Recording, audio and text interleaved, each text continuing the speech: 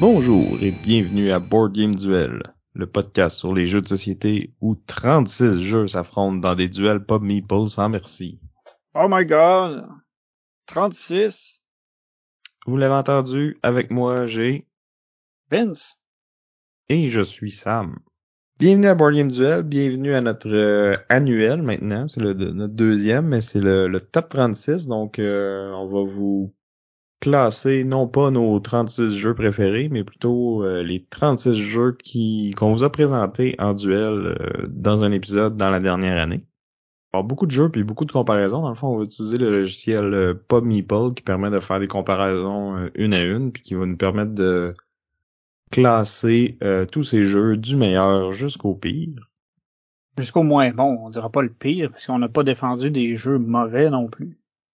Moi, je l'ai pas fait en tout cas. Ah. Mais je pense que cette année, on a une bonne sélection de jeux encore une fois. Là. Je sais pas si les meilleurs vont être meilleurs que nos meilleurs de la dernière fois, mais je suis pas certain que nos moins bons vont être meilleurs que les moins bons de la dernière fois. J'aurais tendance à être de cet avis-là, moi aussi. Je pense qu'on avait des jeux moins clivants aussi l'un par rapport à l'autre. Tu sais, il y a eu moins de fois où vraiment il y avait un jeu que toi t'aimais pas ou que moi j'aimais moins. Mm-hmm. C'était souvent des bons match-ups. Good. Donc, si jamais vous avez pas écouté notre top 35 de l'année dernière, ben je vous invite à le faire, premièrement. Mais rapidement, qu'est-ce qu'on va faire, c'est qu'on va présenter les jeux qui vont se confronter selon le Pub Meeple. Puis après ça, moi puis Vincent, on va voter pour notre jeu préféré parmi ces deux-là. Puis si jamais on n'est pas d'accord, ben ce qu'on va faire, c'est que on va aller voir. Pub Meeple a aussi compilé les résultats de tous nos auditeurs qui ont fait l'exercice aussi, donc qui ont donné leur 36 jeux, leur ordre pour ces 36 jeux-là. Et c'est ça qui va nous servir de bris d'égalité, donc l'avis des auditeurs. Merci encore à tous ceux qui ont pris le temps de le faire. Et étant donné qu'on a vraiment beaucoup de jeux, bien sûr, on va les présenter brièvement la première fois qu'ils vont arriver dans une confrontation, mais on va se limiter à 1 minute de parlage pour chaque jeu. Donc, c'est la personne qui l'a défendu dans un duel qui va le présenter, puis l'autre va le shamer si jamais ça dépasse 1 minute. Exact. Fait qu'on va faire comme aux Oscars, on va partir une petite toune, puis à la fin, on va être écœuré de l'entendre parce qu'on va l'avoir entendu 72 fois. On a 36 jeux. Ouais, mais si jamais tu parles sur un jeu, ben, je vais tout de suite la partir. Puis je vais la repartir après. J'ai bien hâte d'entendre ça. Alright. Fait que, on part. C'est quoi notre première confrontation? En fait, c'est un des duels qu'on a fait, carrément. C'était la thématique jeu à temps réel. Mais de mon côté, je défendais le jeu Galaxy Trucker. Oui, puis moi je vous ai parlé de Pendulum. Exactement. Fait que c'est le même face-off. Donc, Galaxy Trucker, un jeu dans lequel on est chronométré pour construire notre vaisseau spatial de sorte qu'il résiste aux intempéries qui vont nous tomber dessus pour aller vendre nos marchandises. Donc, on a une étape où tout le monde joue en même temps, puis on s'arrache des tuiles de composantes de vaisseau pour pouvoir construire le vaisseau. Puis après ça, on a une séquence où on va tirer des cartes qui vont définir des événements. Puis en fonction de ces événements-là, ben il y a comme une course à savoir qui a fait le meilleur vaisseau. On va perdre des morceaux de vaisseau si on l'a pas bien défendu avec des boucliers, des fusils. Puis on a aussi une course en rond qui nous permet de faire plus de points. Puis dans le fond, il y a 3 rounds. Notre vaisseau devient de plus en plus gros ou de plus en plus complexe. Puis c'est l'équipe qui a fait c'est le vaisseau qui a fait le plus de points qui va gagner. Bravo, 1 minute pile. Yes. Donc, moi de mon côté, j'avais parlé de Pendulum, un jeu de Stonemaier Games, qui est un genre d'euro conversion de ressources classique, mais qui a la twist qu'il y a pas de tour de jeu, tout se fait en temps réel, puis dans le fond, il va y avoir des sabliers que les joueurs vont pouvoir retourner puis qui vont décider où est-ce que nos ouvriers peuvent aller, puis là, dépendamment de quel côté le sablier, on peut placer les ouvriers, mais on peut pas faire les actions ou l'inverse. Donc, faut se timer avec ces ouvriers-là pour essayer de convertir nos ressources mieux que les autres, puis aller chercher des points de cette façon-là. On va comme construire notre tableau, accumuler des ressources, rinse and repeat de façon frénétique jusqu'à la fin de la partie. Puis chaque joueur a comme sa petite fraction asymétrique aussi. Pas pire, Sam. 50 secondes. Bon, là, on commentera pas toutes les fois, mais si on est capable de maintenir ça, le duel devrait pas durer à l'infini. C'est ça. Moi, j'ai pas le choix. Je vais y aller pour Galaxy Trucker. Honnêtement, moi, j'ai de la misère à choisir. C'est deux jeux que j'aime bien. C'est comme tough de les comparer parce que oui, ils ont une composante en temps réel, mais comme... Tu sais, il y en a un qui est beaucoup plus sérieux que l'autre, là. Ouais. Puis je pense que c'est un peu ça qui fait que je vais pencher plus vers Galaxy Trucker parce qu'il est plus facile à sortir puis à présenter à un public un peu plus un peu plus général là, il peut fitter avec à peu près n'importe quel groupe versus Pendulum, il faut que tu sois quand même un joueur aguerri. Ou ben tu peux toujours mettre la partie du jeu faire une partie sans temps, tu sais, dans le fond. Ouais, mais c'est tu perds l'attrait, là. Puis je pense que je t'écoute puis je me convainc de voter pour Pendulum parce que je pense pas que c'est tous les gamers aguerris qui vont vouloir jouer à Galaxy Trucker. Parce que c'est trop comme random, qu'est-ce qui peut t'arriver. Mais c'est plaisant. Fait que qu'est-ce que nos auditeurs ont dit? C'est Galaxy Trucker qui l'emporte. Ah!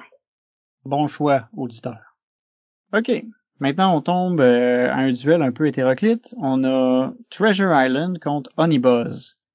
J'avais défendu Treasure Island, un jeu de déduction, dans lequel on a un joueur qui joue Long John Silver qui a caché son trésor sur une île. Puis on a les autres pirates, les autres membres de l'équipage qui veulent essayer de trouver son trésor. Chaque membre d'équipage a une information secrète concernant là où n'est pas le trésor. Puis Long John Silver va donner des indices à tout le monde à mesure que la partie va avancer. C'est à partir d'un moment dans la partie, il va pouvoir aussi se mettre à bluffer puis à donner des faux indices. Puis il va aussi donner des trésors aux différents joueurs pour pouvoir jouer des cartes d'indices plus floues, mais qui vont donner aussi des avantages aux joueurs. Fait que c'est un jeu un contre tous, mais tout le monde est aussi individuel. Puis c'est ça, ouais. on va... Ouais, ben c'est un rôle un peu différent, tu sais. C'est compétitif asymétrique, mettons. Ouais. C'est ça, puis dans le fond, quand la partie avance, ben on va barbouiller sur la carte parce qu'on va assurer des zones dans lesquelles il peut pas y avoir le trésor, il va y avoir des indices qui vont sortir, puis à la fin, Long John Silver peut s'échapper de sa prison puis aller chercher son trésor, fait qu'il faut que les joueurs de l'équipage réussissent à aller chercher le trésor avant Long John. C'est ça, le premier qui le trouve gagne. Exact. Moi, de mon côté, Honeybuzz, c'est un jeu de placement de tuiles. Il y a un aspect un peu économique, dans le fond. On essaie d'accumuler des ressources, puis des revendre, remplir des contrats, faire la course aux objectifs. C'est comme du placement d'ouvriers. C'est assez coupe-gorge. Dans le fond, plus il y a d'ouvriers à un endroit, plus il faut en mettre pour aller refaire la même action après. Fait que on peut vraiment faire des coups de cochon à nos amis, puis mettre plusieurs abeilles là, même si on pourrait en mettre juste une, juste pour que les autres aient à dépenser plus pour pouvoir faire la même affaire. À ça, en parallèle, t'as une espèce de casse-tête, tu fais ton plateau personnel avec tes alvéoles, puis qui te permettent, dans le fond, de faire des actions plus tard quand tu les actives. Ouais, puis dépendamment de comment t'es places, ça va te donner des ressources plus ou moins bonnes. Là. Fait que c'est un jeu qui a l'air super cute, mais qui est vraiment très coupe-gorge, très casse-tête. Moi, j'aime beaucoup, c'est pour ça que je vais voter. Moi, je suis un peu déchiré. C'est vraiment deux jeux très différents. Mais j'avoue qu'on est Buzz juste parce que il est très joli, mais finalement très salaud aussi. Je pense que je vais y aller pour Honeybuzz, moi aussi. Parfait. Prochain duel. C'est deux jeux que tu as défendus, Sam. Donc on a d'un côté on a Battle Crest, puis de l'autre on a My City. Cool. Donc Battle Crest, c'est un jeu de la compagnie Button Shy Games, leur Wallet Series, là, des jeux de 18 cartes. Pas de jetons, pas rien d'autre, là, pas de plateau. Donc très minimaliste. Puis c'est un jeu de confrontation, de bataille. On va chacun avoir un personnage, on va se déplacer sur une espèce de carte qu'on va créer en plaçant les cartes justement.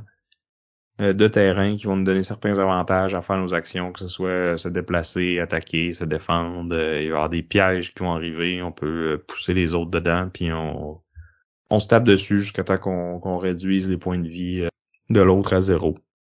Puis étonnamment, pour un jeu qui a comme je trouve si peu de matériel, il y a quand même beaucoup de profondeur puis de tactique. Oui, parce que les cartes, dans le fond, sont recto-verso, là, qui, après qu'ils soient utilisés, ils vont nous donner des crests, les battle crests, justement, qui vont booster les autres actions. Donc, puis quand on les retourne, ben là, c'est l'autre côté qui arrive, puis les synergies entre les cartes sont pas nécessairement toutes des mêmes côtés. Donc, des fois, on a intérêt à comme perdre un tour pour se recharger, même si on n'a pas tout utilisé nos actions. Très cool, très beau puzzle. Beaucoup de profondeur, puis je sais qu'il y a une saison 2 qui s'en vient bientôt là, avec des nouveaux personnages, une nouvelle map, plein de nouveaux trucs, j'ai hâte de voir ça. De l'autre côté, on a My City du Dr. Knizia, qui est une sommité du board game, l'un des auteurs les plus prolifiques, qui est un jeu Legacy, donc une campagne qui s'échelonne sur 24 parties. C'est un jeu de placement de tuiles évolutif, donc à chacun des chapitres, on va rajouter des nouvelles règles qui vont s'appliquer. Des fois, il y a des règles qui s'enlèvent aussi. Puis c'est un placement de tuiles en forme de polyomino, puis on a des restrictions sur notre plateau. Là, on a une rivière qui a des curves un peu bizarres, puis qui fait qu'on peut pas placer nos tuiles comme on voudrait tout le temps. Qui commence super simple, accessible à tous, puis qui va se complexifier au fur et à mesure que la campagne va avancer, mais qui va rester quand même, somme toute, un jeu assez familial, accessible à tous, mais qui offre quand même une bonne dose de stratégie. Là. C'est facile à jouer, mais pour vraiment performer, ça devient un bon casse-tête. C'est ça.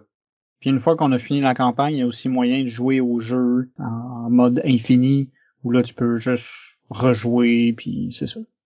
Ouais. Fait que très bon jeu de placement de tuiles aussi. Ça va en venir c'est quoi vos préférences au niveau des types de jeux, je pense, parce que les deux réussissent bien ce qu'ils veulent faire. Je pense pour moi, je vais y aller avec Battle Crest. Ah ouais? Je pense que je vais aller de ton côté aussi cette fois-ci. Malgré le fait que My City... T'as comme pas le choix, parce que c'est deux jeux à moi. Hein? Ouais. Ah, ouais, mais je veux dire aussi dans le même sens que toi avec Battle Crest. Je pense que c'est juste parce que My City... L'aspect legacy, ça fait que tu sais, t'as des décisions tôt dans la partie que tu peux faire qui peuvent avoir un impact à long terme, puis que c'est... Bon, je sais pas à quel point ça explique pourquoi j'avais perdu lamentablement notre campagne, mais j'en ai un petit ressenti. Fait que je vais y aller pour Battle Crest, moi aussi. Bon. Encore une fois, Vince, le mauvais perdant qui ressort assez vite. Ouais, mais quand on est mauvais perdant contre un mauvais gagnant, maintenant, ça fait des flamèches. Je vois pas de quoi tu parles. OK, maintenant on a un jeu que t'as présenté il y a pas très longtemps, un jeu que j'aime beaucoup aussi, El Grande, contre un autre de mes jeux aussi un des jeux que j'ai défendu puis que j'aime beaucoup puis que en fait je joue presque à tous les jours maintenant, Great Western Trail, mais la version Argentina. Donc Great Western Trail Argentina, c'est comme Great Western Trail deuxième édition. Le principe de base, c'est que on tourne sur un plateau, puis on essaye d'acheter des vaches, de vendre des vaches, de faire un maximum de points. En route, on va aussi rallonger un chemin de fer pour nous permettre d'aller plus vite. On va aussi aider des fermiers à résoudre leurs problèmes pour récolter des points. On va aussi construire des bâtiments qui vont nous donner des actions supplémentaires, parce que dans le fond, à chaque fois qu'on se déplace sur une tuile, on peut faire les actions qui correspondent. On peut utiliser les tuiles qu'on construit aussi pour faire en sorte que nos opposants nous donnent de l'argent.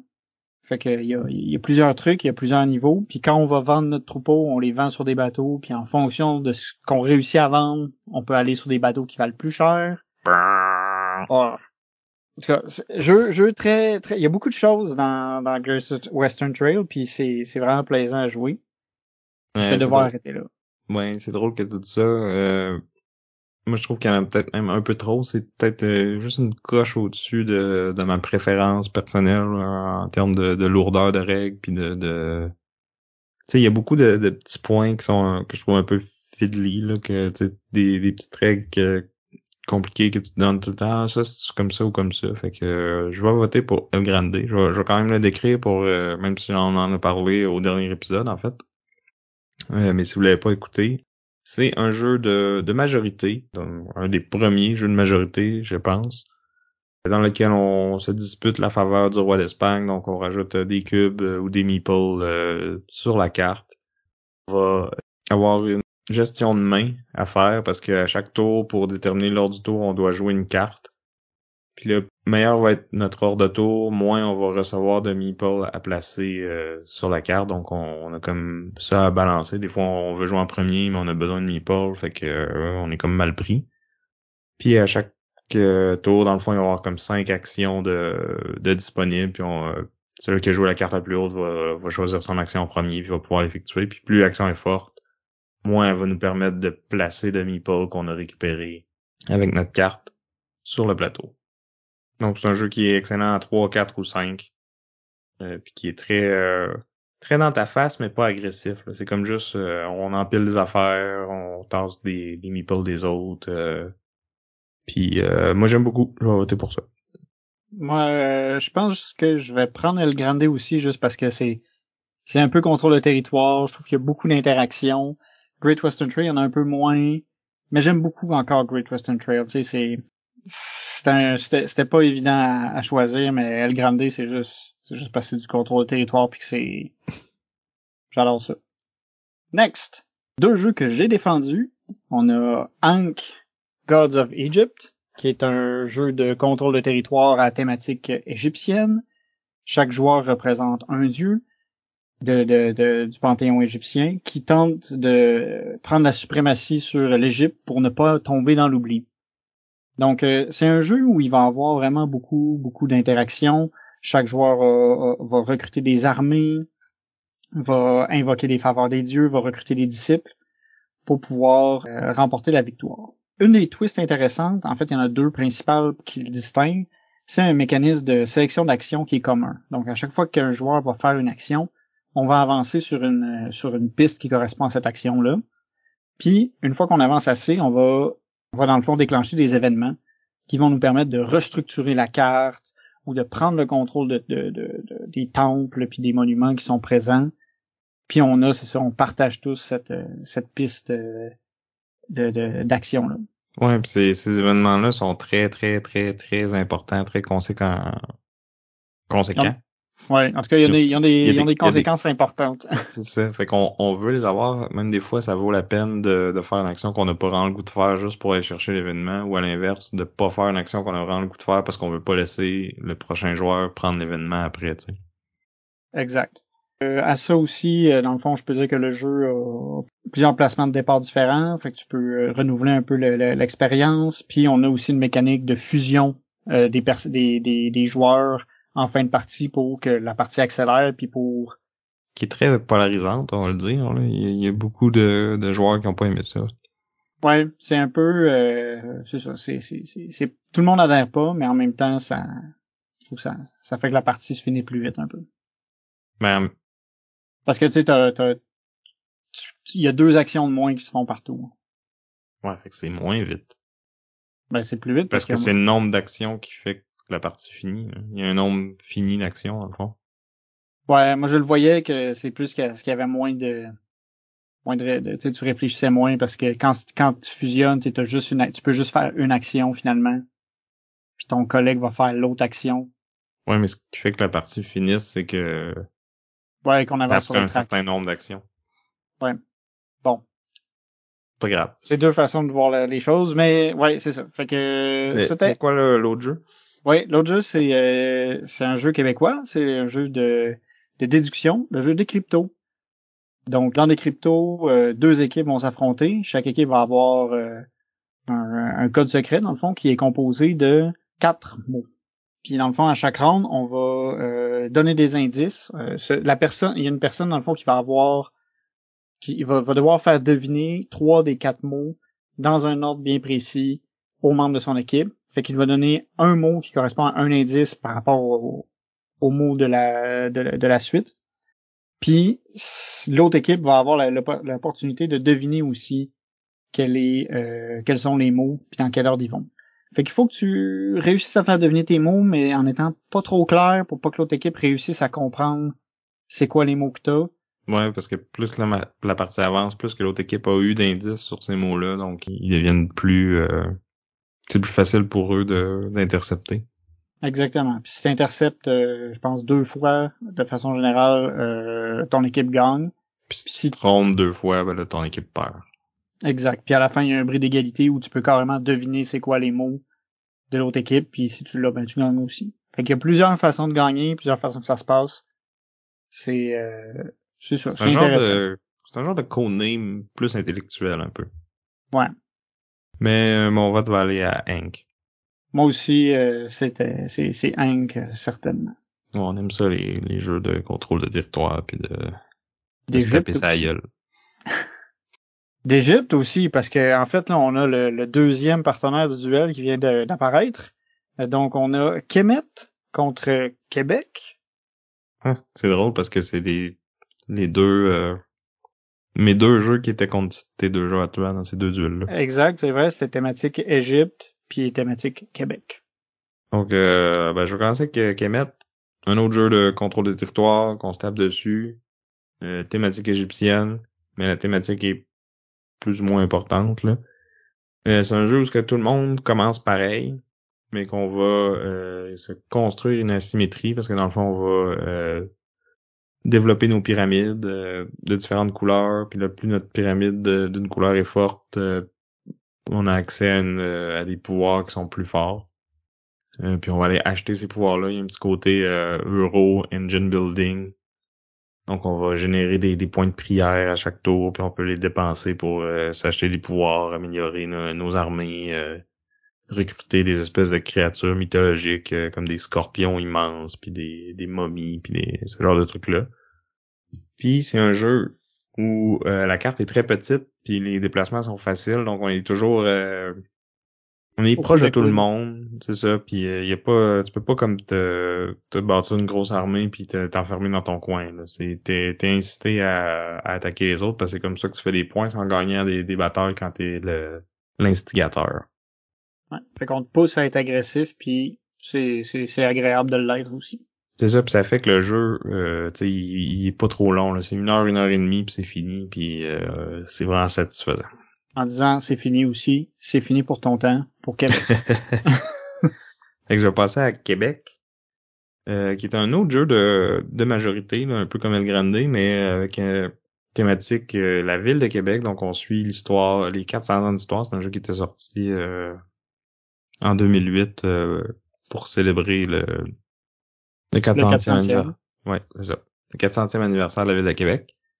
Donc c'est ça, on va placer nos cubes dans les différentes sphères d'influence de la ville. On va construire des bâtiments qui vont nous donner des actions bonus. Il y a des bâtiments des 4 couleurs justement qui correspondent à ces 4 sphères-là. Là. Donc on a le politique, le militaire, le culturel, puis un autre. C'est pas grave. Autre jeu de majorité puis ce qui est cool, c'est qu'on a comme l'espèce d'aspect de cascade. Là. Donc à chaque round, il va y avoir une des 4 sphères qui va se compter en premier, puis là, celui qui compte le plus dans cette sphère-là va transférer la moitié de ses cubes au territoire suivant. Donc, si on accumule beaucoup à bonne place, ça devient payant. Mais je vais y aller avec Kemet pour ce duel-là, parce que c'est un de mes jeux préférés. Ouais, je vais y aller pour Kemet aussi. Contrôle de territoire Égypte, je pense je me répète. J'adore. OK. Maintenant, on a du Fantasy Flight Game. On a le jeu Lord of the Rings Journeys in Middle-earth et le jeu Civilisation A New Dawn. Fait que je vais commencer, vu que tu as parlé pas mal. J'avais défendu le jeu Civilisation A New Dawn dans notre duel de civilisation. C'est un jeu qui est inspiré du jeu vidéo du même nom, Sid Meier's Civilization. Donc, chaque joueur a un peuple qui doit mener vers la grandeur, en améliorant dans le fond ses technologies, en conquérant des territoires, en trouvant des ressources, construisant des merveilles, puis on progresse comme ça à travers les âges. Donc, on a une mécanique principale, c'est sélection d'action. Mais plus on attend pour faire une action, plus elle va être forte. Fait qu'on a intérêt, dans le fond, à faire les actions fortes qui vont redevenir moins bonnes, puis on attend après pour les refaire quand ils vont être plus fortes. Fait qu'ils ont copié Ark Nova. Ça vient avant Ark Nova, je suis désolé. Non, je sais. Ouais. Je sais que tu voulais une petite pointe contre Ark Nova, je sais que tu l'aimes bien. Oui, c'est ça. Ben, je préfère A New Dawn, mais un jeu que j'aime plus que New Dawn, c'est Journeys in Middle-earth. Donc, qui est un jeu de dungeon crawl, mais pas tout à fait. Là, il y a un gros accent sur l'exploration plus que les combats. Dans l'univers du Seigneur des Anneaux. Donc, on peut choisir des personnages, on peut prendre des personnages par rapport qu'ils ont inventés pour le jeu, ou des personnages cool comme Aragorn, Gandalf, puis Gimli, puis refaire la petite communauté de l'anneau, puis voir c'était quoi leur side quest. Donc, on a des histoires qui se passent en parallèle de la trame principale que tout le monde connaît. Puis, ce qui est vraiment cool de ce jeu-là, puis qu'il faut que je glisse un mot avec les quelques secondes qui me restent, c'est le système de customisation de ton personnage. Donc, t'as ton personnage, mais t'as aussi une classe, puis tu peux multiclasser, puis là, tu te construis un deck avec ça. Puis tu peux vraiment aller personnaliser ton deck pour la situation que t'as besoin, là, dans le fond. C'est ça. Puis c'est un jeu aussi qui est accompagné d'une application qui va gérer l'activation des méchants, les points de vie des méchants. Puis l'application fonctionne très bien. Là. Il y a une belle implémentation. Vraiment. Donc moi, c'est ça qui est mon vote. Moi, je vais y aller pour Civilisation. Oh, Qu'est-ce que les gens disent? Oui, on n'a pas eu besoin beaucoup à date, là, mais les gens disent que Journeys in Middle-earth, c'est meilleur. Bon. OK. Donc, on a le retour de Galaxy Trucker, puis on a, étrangement, l'opposant de Journeys in Middle-earth, Star Wars Imperial Assault. Donc, Star Wars Imperial Assault, c'est comme le petit frère, en fait, de Journeys in Middle-earth, dans le sens où on a un dungeon son grand crawl. frère, il est sorti avant, en fait. Ouais, grand frère. Merci, je me suis trompé. Où là, dans le fond, on a un dungeon crawl avec thématique Star Wars. De la première trilogie. Dans ce jeu-là, ici, on n'a pas d'application. On est en mode old school, où on a un joueur qui va être l'Empire, les méchants, qui va connaître tout ce qui va se passer à l'avance, qui se connaît les petites surprises qui vont affecter nos héros. Puis on a les héros, dans le fond, qui doivent affronter les scénarios. Donc on a un mode campagne où on va progresser à travers l'histoire en fonction de si l'Empire ou les rebelles gagnent. On a un système assez simple d'action où on va se déplacer, on va attaquer, où on va interagir avec des composantes.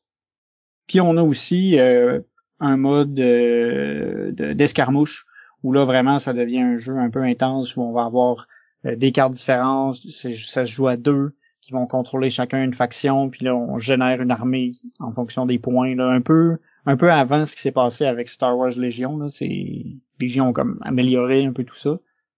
Mais on a, c'est deux façons de jouer au jeu. Ouais, j'ai pas essayé le mode escarmouche, mais le mode campagne était quand même cool. Puis le petit côté un contre tous aussi, c'est le fun. Fait que moi, je vais voter pour ça. Moi aussi, Star Wars Imperial Assault. Ah, on a un autre duel qui se recrée devant nos yeux. Donc on a Star Wars The Deck Building Game contre War of the Rings, The Card Game. War of the Ring, the card game, qui veut un peu recréer le jeu War of the Ring, mais en version jeu de cartes, puis qui se joue beaucoup plus rapidement. Donc, ça va être un jeu qui peut jouer un contre un ou en équipe. Puis là, si on joue en équipe, chacun comme son amalgame de peuples. Donc, il y en a un qui va avoir, mettons, les Dunedain, puis les elfes, puis l'autre va avoir les hobbits, les nains, puis toutes les nains. Ouais. Puis le roi, puis les magiciens. Qui est aussi le magicien, en fait. Mais bref. On va avoir des cartes événements, des cartes personnages, des cartes objets, toutes sortes de cartes. À chaque ronde, dans le fond, il va y avoir comme une bataille qu'on va essayer de gagner, puis en même temps, il va y avoir un autre truc à côté qui est vraiment le chemin de Frodon, Sam et de la communauté de l'anneau, puis qui part de la comté, puis qui essaie de se rendre jusqu'au Mordor. Donc on essaie à la fois de gagner les batailles, puis de gagner ce qui se passe sur le chemin de la communauté. Donc plusieurs trucs à gérer en même temps. super thématique, vraiment cool.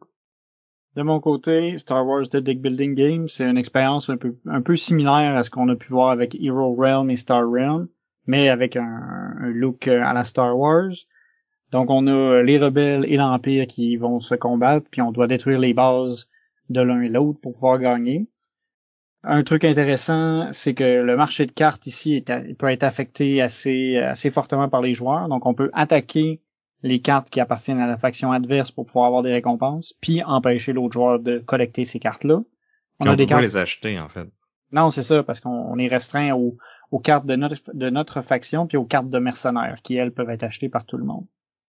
Fait que c'est ça. Fait que t'achètes tes cartes, tu détruis les cartes des autres. On a aussi une dynamique de souk à la corde au niveau de la force. Donc, en ayant la force de notre bord, on peut avoir certains avantages. Fait qu'on va essayer de jouer avec ça. Puis c'est ça. Sinon, c'est une expérience assez classique de deck building. Bien intéressant. De deck building de confrontation, là. Ouais. Fait que moi, je vais y aller avec Star Wars The Deck Building Game. Ben, moi, je vais évidemment y aller avec mon jeu War of the Ring The Card Game. Et on va aller voir ce que nos auditeurs disent. C'est War of the Ring The Card Game. #TeamSam. Oh. OK, ben là, il va falloir que tu défendes deux de tes jeux, Sam. Donc, on a d'un côté Imperium, Classics, puis Ginkgopolis. Cool. Donc, Imperium Classics, c'était mon jeu de civilisation. Donc, on vient de parler de deck building, ça c'en est un aussi. Mais c'est un deck building qui est très asymétrique. Donc, au début de la partie, on va choisir une civilisation, on va avoir notre deck unique, puis même notre façon de fonctionner puis de gagner qui va pouvoir être différente. Chaque deck joue vraiment de façon totalement différente. Puis ce qui est cool, c'est qu'à chaque fois qu'on finit notre deck puis qu'on rebrasse notre défausse, on va se rajouter une carte de développement à notre paquet. Puis c'est comme ça qu'on va comme faire progresser notre civilisation. Puis là, on va pouvoir passer d'un état barbare à un état civilisé. Fait que là, à ce moment-là, il y a des cartes qu'on peut plus utiliser, mais il y a des nouvelles cartes qui vont nous être disponibles. Comme dans ben des deck building, on a un marché de cartes commun que les joueurs vont aller piger dedans pis tout ça. Puis là, c'est de gérer les cartes qu'on achète. On veut pas en acheter trop de barbares parce que ben tu sais oui, ils nous aident au début, mais en fin de partie, ils polluent notre deck. Donc mais on a quand même des façons de les sortir de là. Donc très bon jeu de deck building et de civilisation. Puis l'autre, Ginkgopolis, on a parlé il y a pas si longtemps. Un jeu qui est tough à décrire parce qu'il n'y a pas beaucoup de thèmes, mais en fait c'est on est comme des planificateurs urbains qui développent une ville en harmonie avec la nature. Fait qu'il y a du placement de tuiles, de la majorité, de la construction d'engins, du draft. Tout ça bien mélangé ensemble, tout ça comme à sa plus simple expression, puis c'est vraiment bien arrangé, bien amalgamé là, c'est bien ficelé, c'est un jeu qui est pas compliqué, ça prend comme 2-3 tours à comprendre comment ça marche parce qu'il est pas super intuitif là, parce qu'il ressemble à rien d'autre en fait. Non, puis on sent pas tant la thématique dans le jeu non plus. Non, c'est ça. Mais les mécaniques sont super solides là, un excellent jeu. C'est pas un choix facile, je vais te laisser te prononcer en premier. Moi, ça va être un Imperium Classics. J'avais vraiment beaucoup aimé l'aspect asymétrie, le fait que chaque faction est vraiment totalement différente. Puis le petit deck building aussi. Moi, c'est Imperium, c'est définitif. Je pense que je vais y aller avec Ginkgopolis parce que je l'ai rejoué plus souvent. Mais comme c'est tough là. Donc, nos auditeurs préfèrent Imperium Classics. Je pense que Ginkgopolis est un peu moins connu, mettons. Pas sûr. Pas sûr? Ça, tu trouves? je sais pas. Il est plus vieux. Il a été longtemps hors d'impression, là. Peut-être c'est ça qui nuit. Mais comme, quand il est ressorti, il était attendu, là. Mais bon. Imperium est quand même très populaire aussi, c'est vrai. Ben, en parlant de vieux jeux, on a Puerto Rico et Carcassonne. Donc, pour rester dans le placement de tuiles, Carcassonne, c'est un peu le grand-père de tous les jeux de placement de tuiles. Dans Carcassonne, les joueurs doivent construire un plateau commun, dans le fond une ville commune, en plaçant chacun des tuiles. Puis en plaçant nos tuiles, on va aussi placer des meeples pour prendre possession de routes, de villes ou d'églises. Puis en fonction de qu'est-ce qu'on est capable de compléter, dans le fond, si on est capable de finir une ville, finir une ville ou finir une route, on va faire des points en fonction de ça. Ce qui est intéressant aussi, ce qui est drôle, c'est que les autres joueurs peuvent pas s'impliquer dans la ville ou la route qu'on va avoir commencé, mais ils peuvent s'arranger pour que tu sois obligé de les greffer à toi. Fait qu'il y a un peu de jeu de sensu là-dedans parce que tout le monde veut faire les points que tu fais pour pas prendre du retard. Puis il y a plein d'extensions, là, tu sais, c'est un jeu assez âgé, comme je disais, là, il y a plein de versions différentes. On va rester dans le vieux, mais dans le toujours pertinent. Puerto Rico que j'ai défendu il y a pas si longtemps, qui est un jeu de construction d'engins puis de sélection de rôles. Donc chaque joueur va à son tour sélectionner un rôle qui va lui permettre de faire une action plus forte, tandis que les autres vont faire la même action mais avec une version un peu moins forte. Puis avec tout ça, on va pouvoir construire des bâtiments, générer des marchandises qu'on va vouloir soit vendre ou exporter. On doit aussi activer nos bâtiments en y plaçant des ouvriers. Fait qu'il y a beaucoup... toutes les mécaniques sont un peu interreliées.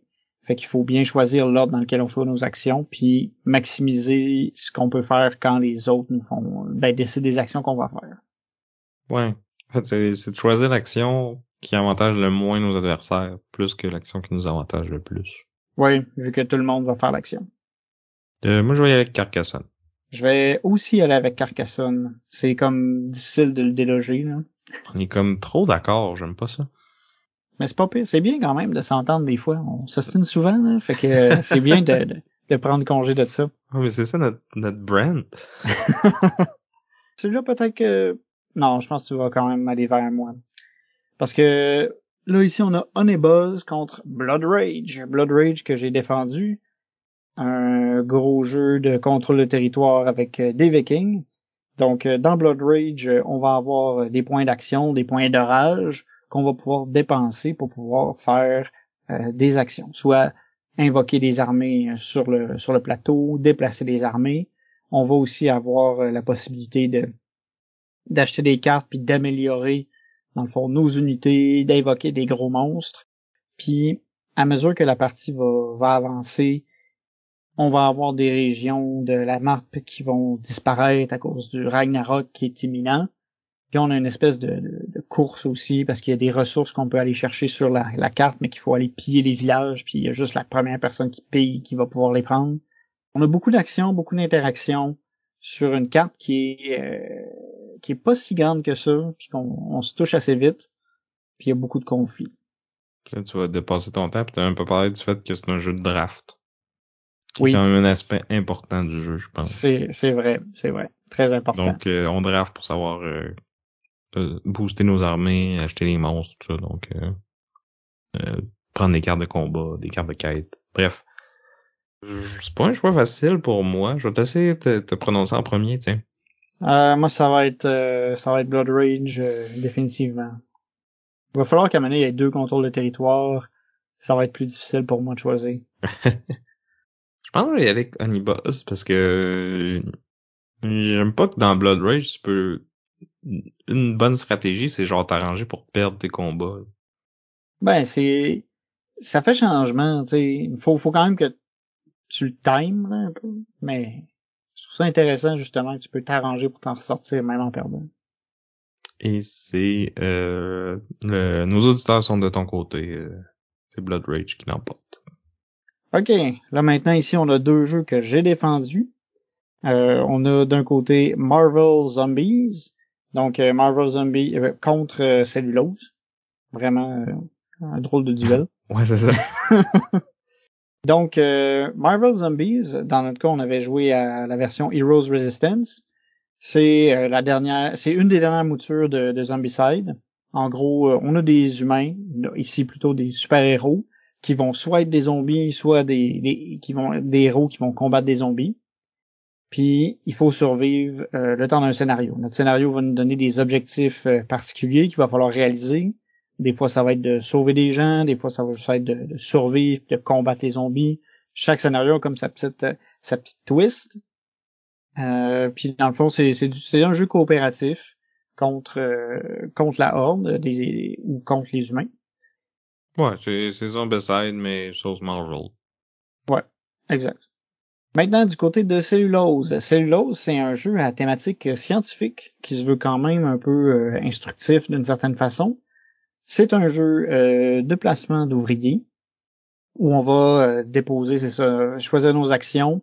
On va pouvoir aller récolter des ressources qu'on va pouvoir dépenser pour continuer des actions plus fortes, puis pour pouvoir justement enclencher différentes cascades de réactions. À ça, on a aussi une dynamique de petite construction de plateaux personnels, parce qu'on a une plante qu'on peut faire grossir, puis on peut débloquer différents bonus en faisant pousser notre plante. On a aussi moyen de faire une espèce de cascade de pouvoir en utilisant des cartes d'enzymes qu'on peut réutiliser puis qui deviennent de plus en plus fortes si on en collectionne beaucoup. Puis à la fin, on essaye de construire, c'est ça, notre plante.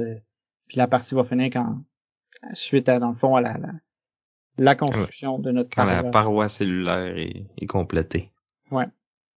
Ouais, c'est un jeu, c'est un roue classique avec une thématique quand même assez originale. Donc moi, je vais voter pour ça. Moi, je vais aller avec les zombies puis les super-héros, un peu flashy. Je me fais avoir par les miniatures aussi. Toujours. Mais Cellulose, il est bien. Je l'aime aussi pas mal. Donc c'est Cellulose qui l'emporte. Oh! Oh, maintenant, deux jeux que tu as défendus. On a d'un côté Ghost Stories et de l'autre Inish. Donc Ghost Stories, c'était dans notre... on parlait de s'accorder tantôt, là. C'était justement dans notre épisode coopératif. Donc c'est un jeu coop, un peu dans le style de Pandémie, là, où on a des crises à gérer. Dans ce cas-ci, c'est des fantômes qui attaquent un village, puis on est des espèces de moines taoïstes qui combattent ces fantômes-là. Peu importe le nombre de joueurs, on va toujours avoir 4 moines sur le plateau. Ils ont chacun leur petite habilité personnelle. Puis on a des vagues de fantômes qui nous attaquent, puis on doit se garder la tête hors de l'eau, puis survivre assez longtemps pour que le big boss arrive à la fin, puis après ça, on va y péter à la gueule, puis on gagne. Mais on a plus de chances de perdre parce que c'est un bon challenge de jouer à ce jeu-là. Il est quand même assez difficile, puis si vous êtes vraiment fort, ben vous pouvez comme augmenter le niveau de difficulté puis vous faire défoncer solide. Ouais, c'est pas évident. C'est vrai, t'es vraiment en train de te battre pour garder ta tête hors de l'eau à tout moment parce que t'es débordé de tout bord de côté. Puis tu sais que la partie touche à sa fin quand t'as un joueur qui commence à tirer de la patte, mettons. Ouais, c'est ça. Puis l'autre, c'était Inish. Oui, Inish, un jeu de contrôle de territoire, mais aussi de draft. Donc on va avoir un petit pool de cartes, contrairement à Blood Rage, là. Donc c'est tout le temps les 12 mêmes qui reviennent, puis qui vont revenir de ronde après ronde. Fait que c'est pas long qu'on les connaît toutes, qu'on peut essayer de deviner quel joueur les a récupérés. On sait quand telle carte est pas encore sortie, ben il faut faire attention puis tout ça. C'est un jeu où il y a 3 conditions de victoire, donc il faut comme avoir des yeux tout le tour de la tête puis surveiller que les autres vont pas trop s'expandre, vont pas trop contrôler les territoires avec des sanctuaires ou contrôler les clans des autres. Puis il y a de la négociation un peu qui embarque. On a un plateau commun qui va grossir aussi à mesure que la partie va avancer parce qu'on va débloquer des nouvelles tuiles. Puis chaque tuile a comme sa carte spéciale qui donne une action bonus aux joueurs qui le contrôlent. Donc toutes les parties sont différentes à cause de ça. Moi je vais y aller avec pour Inish. Inish. OK. Ici on a Star Wars The Clone Wars contre Rift Force. Donc Star Wars The Clone Wars, c'est pas mal pandémique, mais avec un look Star Wars. Donc les joueurs vont jouer de façon coopérative pour combattre l'armée des droïdes. On est tous des Jedi, on va se promener, on va récolter des cartes qui vont nous permettre dans le fond d'attaquer plus fort, de se défendre ou de se déplacer plus. On va avoir un vilain à combattre. Le vilain va avoir des habilités spéciales aussi. Dans le jeu, on a comme 4 vilains qui changent un peu la dynamique puis comment on va orienter notre stratégie. C'est un jeu où justement on a comme plein d'assiettes qui tournent puis il faut essayer d'aller repartir celles qui commencent à tomber parce qu'on peut rapidement se faire submerger par les droïdes. Fait qu'il faut péter les droïdes, mais faire les objectifs aussi. C'est un peu ça. C'est comme Pandémie. Rift Force, un très bon jeu à deux. Un jeu où on va créer chacun notre deck d'élémentaires. Il y a comme un draft en fait au début. Il y a 10 factions élémentaires différentes. Au début du jeu, il y en a une qui est exclue. Chacun des joueurs va en recevoir une au hasard, puis après ça, on va choisir chacun tour à tour une des factions d'élémentaires pour en avoir 4. Chaque faction a comme des pouvoirs particuliers, puis qui vont s'activer à mesure on va jouer. Donc, quand c'est notre tour, on a plusieurs choses qu'on peut faire. On peut soit jouer des cartes. Quand on joue des cartes, il faut soit que leur numéro soit le même ou que leur élément soit le même. Il faut les placer dans une pile ou des piles séparées. On a 5 champs de bataille. Il faut garder le contrôle là-dessus. Puis, on peut activer nos élémentaires soit en activant à l'aide de leur numéro, soit en activant à l'aide de leur élément. Puis, il faut réussir à battre l'autre joueur en éliminant le plus d'élémentaires. À chaque fois qu'on élimine un élémentaire de l'autre, on fait un point, puis on avance comme ça. Très bon jeu. Ouais, c'est un gros jeu de gestion de main puis de tempo, là, parce que des fois, on aurait tendance à vouloir trop en faire vite, puis là, après ça, on se ramasse à être 2-3 tours à récupérer, puis c'est l'adversaire qui prend le dessus. Un jeu que j'adore, même si c'est toi qui l'as défendu, donc je vais voter pour lui. Je vais voter pour Rift Force, moi aussi. OK. Là, ici, on a le retour de Battlecrest contre Calico. Oh, Calico, un autre de mes jeux, qui est un jeu de placement de tuiles, donc dans lequel on fait une courte pointe pour que des chats viennent se coucher dessus. C'est comme un des jeux les plus cute de ma collection.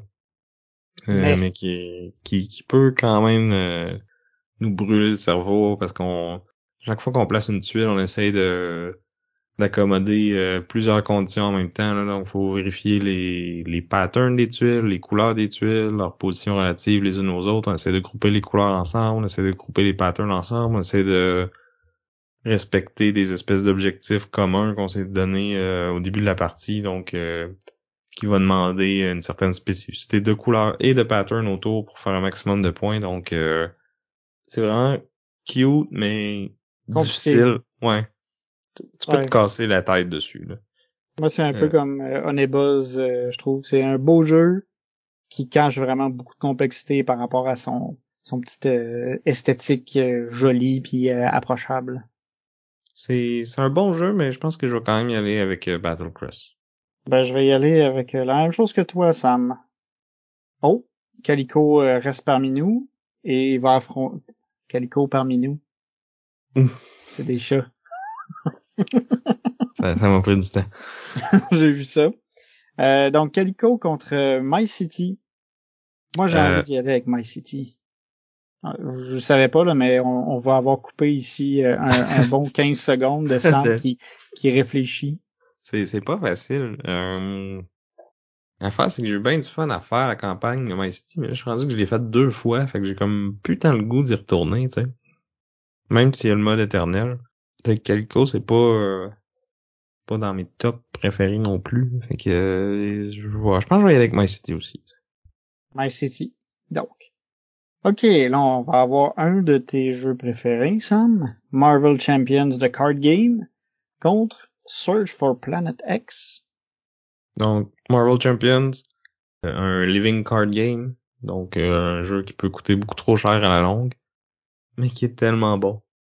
Encore une fois, Marvel, chaque joueur va choisir un héros, va se construire un deck. On peut aussi utiliser des decks préfaits qui fonctionnent très bien, mais si on veut comme cranker la difficulté, on a besoin de faire de la construction. On a comme 4 aspects différents qui peuvent être appliqués à tous les héros. Chaque héros a comme ses cartes uniques.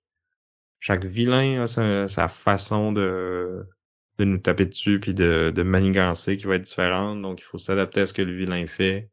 Chaque game peut être vraiment différente, même si on reprend les mêmes personnages contre le même vilain, puis d'un vilain à l'autre, ça change vraiment beaucoup, puis jouer un autre héros, c'est vraiment super différent aussi. C'est un jeu qui peut être un lifestyle game, là. On pourrait passer notre vie à juste jouer à ça, puis faut être fan de Marvel quand même, là, mais comme il y a de quoi s'amuser longtemps. De mon côté, c'est dans notre jeu de déduction.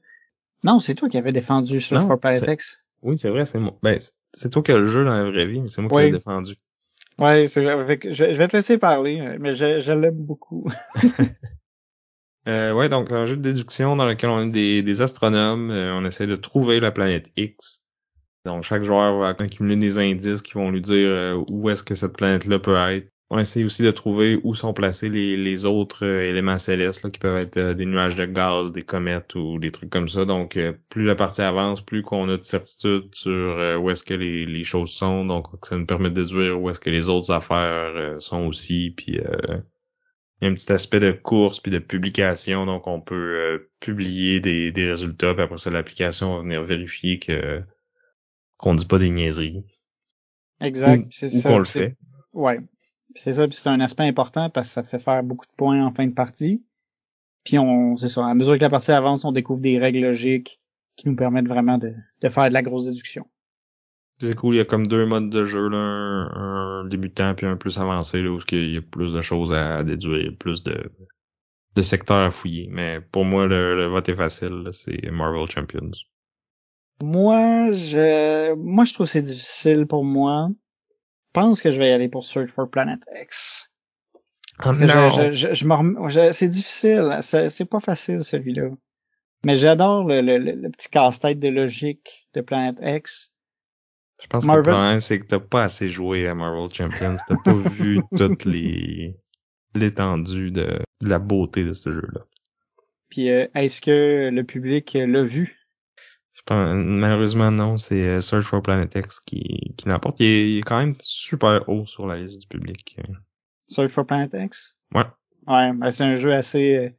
tout le monde peut jouer à ça aussi, là. C'est assez gagnant. OK. Ouais. Donc, maintenant, on a Maracaibo contre Warpgate. Ouais. Donc, Maracaibo, c'est un jeu qui avait été contre Great Western Trail parce qu'il ressemble beaucoup. Là, on a une espèce de circuit en boucle. Là, on va déplacer notre bateau dessus, effectuer différentes actions. On va avoir un aspect de construction d'engins. Donc, on va engager des nouveaux membres d'équipage qui vont on va améliorer notre bateau en faisant certaines actions qui nous permettent de dropper des disques sur la carte. Donc, jeu quand même assez costaud, mais un peu moins que Great Western Trail, je trouve, puis je trouve qu'il utilise mieux les cartes, là, tu sais, dans Great Western Trail, on a des vaches qu'on essaie d'avoir toutes des cartes différentes, mais à part ça, ils font pas grand-chose, tandis que dans celle-là, c'est des cartes multi-usages qui peuvent être utilisées comme ressources, comme membres d'équipage ou qui font plein d'affaires, là. Donc les cartes sont tout le temps en train de tourner dans notre main, puis on tourne autour des Caraïbes. Un bon gros euro comme je les aime. Je suis pas tout à fait d'accord que Great Western Trail est plus complexe que Maracaibo, mais on va arrêter là, on en a déjà parlé. Puis Warpgate, c'est un jeu style 4X, mais pas tout à fait, donc ça se veut une imitation de ces jeux-là, mais qui se joue super rapidement. Donc on a un système de sélection d'actions puis de gestion de main qui est assez cool. Donc la première carte qu'on joue dans le round va être moins forte, puis après ça la deuxième va être un peu plus forte, la troisième encore plus, puis la quatrième encore plus. Puis les cartes vont nous permettre de déplacer nos vaisseaux, d'attaquer les autres, de faire des recherches pour aller débloquer des nouvelles technologies, de faire du commerce pour accumuler des points. Donc c'est comme une course pour avoir le plus de points en fin de partie. Puis il y a comme 3 façons de mettre fin à la partie. Donc on essaie de balancer tout ça. Super bon jeu. Ça prend un genre qui est très épique, mais qui peut durer toute une journée, puis ça fait un jeu qu'on peut jouer un soir de semaine, là. Ouais, puis moi justement, je vais aller pour Warpgate pour ce duel-là. Je vais y aller pour Warpgate moi aussi. OK, maintenant on a ces 2 jeux que j'ai défendus. Donc on a Godspeed, qui était mon jeu contre Warpgate, qui était un jeu thématique science-fiction, contre Little Town. Donc dans Godspeed, c'est un jeu de placement d'ouvriers où on va avoir des astronautes. Chaque joueur représente un pays qui veut essayer de coloniser, dans le fond, la planète dont j'ai oublié le nom. Puis, nos ouvriers sont des ouvriers spécialisés. Donc, chaque ouvrier peut juste aller à un endroit particulier. On a au début du round aussi une espèce de notion de semi-coop ou si tout le monde participe et qu'on réussit à avoir un truc, on va avoir une récompense, sinon on va avoir des malus. Ensuite, on a une séance d'achat où il faut mettre nos ouvriers, puis chacun a comme une valeur, puis on peut décider d'en mettre un plus fort pour pouvoir aller récolter notre bonus. Puis après ça, on a vraiment la phase placement d'ouvriers avec ceux qui nous restent. On va les placer, on va faire des actions qui vont nous permettre d'aller piocher des cartes, d'aller construire des bâtiments, qui vont nous permettre aussi de ramasser des ressources. On a un moteur qui va se créer à mesure que la partie va avancer. On a un aspect de course aussi, le premier qui construit quatre bâtiments ou qui monte sur des pistes de des différents si j'avais la science, mais c'est je me rappelle même plus c'est quoi thématiquement. Ouais. Mais bref, c'est un genre de salade de points, là. Ouais. À côté, on a Little Town, un jeu qui a l'air qui a l'air tranquille, mais qui est quand même pas mal intéressant. C'est un mélange de placement de tuiles et de placement d'ouvriers. Donc, on a nos ouvriers au début de la partie. On va pouvoir les utiliser pour soit activer des tuiles sur le plateau commun. Quand on active les tuiles, on va aller collecter des ressources, faire différentes actions. Puis, on peut utiliser nos ouvriers pour aller construire des bâtiments sur le plateau commun en utilisant nos ressources. Fait qu'on va essayer d'accumuler différents points. On fait des points en construisant des bâtiments. On fait des points en réalisant des objectifs secrets. Puis on progresse comme ça, tour à tour. Tu sais, c'est un jeu qui a l'air enfantin, mais qui est vraiment vraiment le fun. Je trouve qu'il y a vraiment des petits trucs agréables, puis qui se modulent bien en fonction du nombre de joueurs aussi, parce qu'on joue avec le nombre d'ouvriers qu'on va avoir. Je pense que je vais y aller avec Godspeed. Alors moi, c'est deux jeux que je trouve assez moyens, pour être honnête. Ouais. Voyons. Moi, j'adore Little Town. Fait que je vais avec Little Town. Bon, on va enfin utiliser nos auditeurs un peu. Les auditeurs ils vont avec Little Town. Oh. OK. Maintenant, on a un jeu que tu aimes beaucoup contre un jeu que je sais que tu n'aimes pas. On a El Grande contre Wingspan. Donc, dans Wingspan, c'est un jeu de sélection d'actions puis de construction de tableaux avec une thématique oiseau très jolie. Donc, quand c'est ton tour, tu vas choisir une action qui va te permettre de soit aller chercher de la nourriture, aller chercher placer des cartes, pondre des œufs, puis j'ai les cartes. Puis dans le fond, c'est ça, on progresse à travers la partie en construisant notre tableau. On va renforcer chacune des actions en fonction des oiseaux qu'on va sélectionner. On peut faire des combos, on a des objectifs de fin de partie qui nous permettent de faire plus de points si on réussit à les réaliser. Puis c'est ça, c'est principalement ça. Tu sais, c'est quand même assez simple à jouer. Je sais que Sam, tu l'aimes pas parce que c'est trop variable, puis tu manques de contrôle sur ton plateau un peu. Ben non, c'est que je trouve que il y a comme un move optimal tout le temps, puis je me pose pas de questions sur c'est quoi. Fait que le jeu il joue tout seul, je trouve. OK. Fait que moi je vote pour El Grande. Je vais voter pour El Grande aussi parce que c'est vraiment bon. On a Wingspan qui est toujours là contre Great Western Trail. Je vais y aller pour Great Western Trail. Moi aussi. Oh, le duel Kemet contre Hank. Hank. On va voir ce que la foule dit. Je sais qu'au début, Kemet il était très bas, donc ça me faisait beaucoup de peine, mais il a remonté puis il a dépassé Hank, donc c'est lui qui gagne. Oh. Hank contre Québec. Je vais y aller avec Hank. Ouais, moi aussi. Québec contre Decrypto. Je vais aller pour Decrypto. Pour Québec, c'était ça le duel. Ouais. C'est Decrypto qui l'emporte. Puis haut la main à bord de ça. Ouais, j'imagine. Il est plus récent aussi, le Québec il est plus vieux puis il est dur à trouver maintenant. Fait que je pense qu'il y a pas beaucoup de monde qui l'ont joué. Ouais, mais je pense que Decrypto il est plus le fun aussi. Tu sais, Québec, je l'ai trouvé sec un peu. Tu sais, le moment où il y avait de l'excitation, c'est les cascades, puis là quand tu as réussi à bien calculer tes trucs puis que ça marche bien, ça c'est cool. Mais après ça, tu sais, il est un peu sec. C'est comme un steak, tu sais, t'as oublié un peu sa poêle. Tu sais, tu y as mis des bonnes épices là, mais il est un peu smell de botte là. OK. Un autre duel qui se recrée. On a Star Wars Imperial Assault contre Journeys in Middle-earth. Je vais y aller pour Imperial Assault. Journeys in Middle-earth, voyons.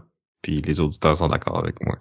Ouais, il est plus récent, plus populaire. L'aspect que l'application gère beaucoup de choses, ça donne un coup de pouce pareil parce que tu peux jouer solo aussi.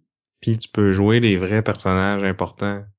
Contrairement à l'autre c'est genre des héros que tu contrôles pas, là. T'es genre rebelle numéro 3, puis tu regardes Luke Skywalker se battre contre Darth Vader. C'est vrai qu'il y a cet aspect-là aussi. Mais bon. Maintenant, on a Imperial Assault contre Civilisation A New Dawn. Je pense... ça c'est difficile pour moi, mais je pense que je vais y aller pour Civilisation. Ouais, moi aussi. Ça fait mal de voter contre Star Wars, mais l'aspect gestion de territoire, toutes la sélection d'actions, genre, c'est bien. C'est mieux qu'Ark Nova. OK. Imperium classique contre War of the Ring de card game. C'est dur à dire. Mais je pense que je vais y aller pour Imperium à cause de l'aspect deck building. Ouais, je me doutais que c'est ça que t'allais dire. Mais il est bon, War of the Ring. Je pense que j'aime mieux les combos puis tu sais, le côté thématique de War of the Ring. Fait que je pense que je vais y aller avec ça. Mais ouais, les deux sont très bons. C'est War of the Ring qui l'emporte. J'en veux pas pour ça. Imperium classique contre Star Wars de deck building. Ah, Imperium. Star Wars. Je le trouve un peu plus accessible. Ouais, mais il est moins le fun aussi. Il est plus comme bang bang bang. J'achète une bonne carte puis je la fais puis la titre là. Mais l'auditoire te donne raison. Oh. Blood Rage contre Carcassonne. Blood Rage. Ouais. Onebuzz contre Carcassonne. Onebuzz. Ouais, je vais faire ça aussi. Même si c'est un jeu tellement traite. Tout cute, tout joli. Tu sais, en anglais, je pense qu'ils disent unassuming.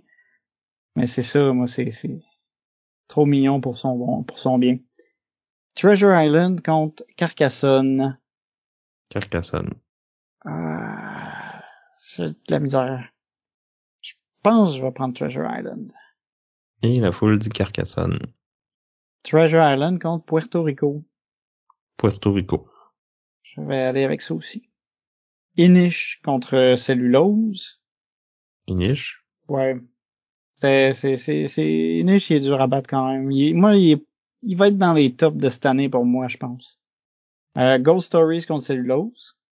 Moi, je pense que je vais y aller avec Cellulose. Tu sais, Ghost Stories, t'as pas de place à l'erreur, puis tu perds. Je trouve ça un peu sauvage versus Cellulose, où là, tu construis ta petite affaire, ta plante, tu sais, Cellulose.